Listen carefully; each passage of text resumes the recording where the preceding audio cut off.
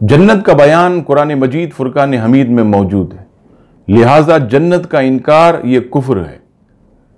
چنانچہ میں دو آیات آپ کی خدمت میں پیش کرتا ہوں۔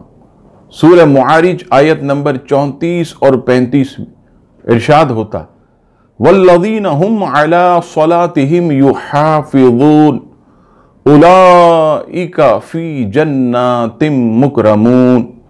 ترجمہ، اور وہ جو اپنی نماز کی حفاظت کرتے ہیں یہ ہیں جن کا جنت میں اعزاز ہوگا۔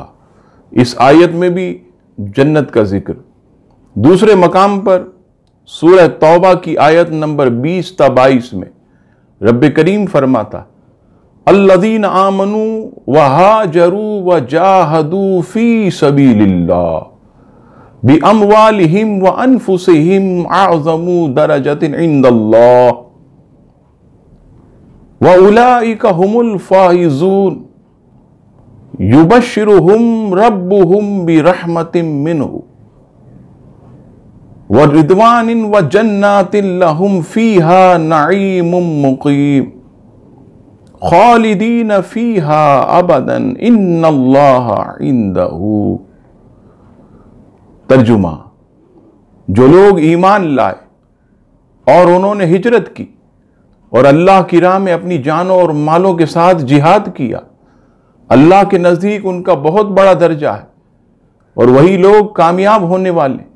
ان کا رب ان کو اپنی رحمت سے اور رضا کی جو خوشخبری دیتا اور ان جنتوں کی جن میں ان کے دائمی ان کے لیے نعمت ہے، وہ ان جنتوں میں ہمیشہ رہنے والے، بے شک اللہ کے پاس بہت بڑا اجر ہے۔ عزیزان گرامی، اس آیت میں بھی رب کریم نے جنتوں کا ذکر فرمایا، اور جو لوگ اللہ تبارک و تعالیٰ کا حکم مانتے ہیں، جو جہاد کرتے ہیں، جو اللہ تعالیٰ کو راضی کرتے ہیں، فرمایا وہ ہمیشہ جنت میں رہیں گے۔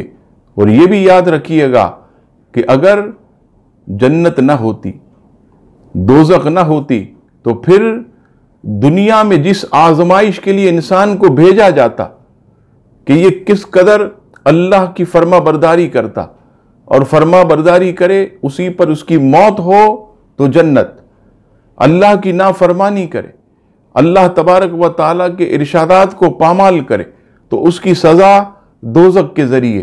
تو یاد رکھیے گا، جنت اور دوزخ کا انکار یہ کفر ہے۔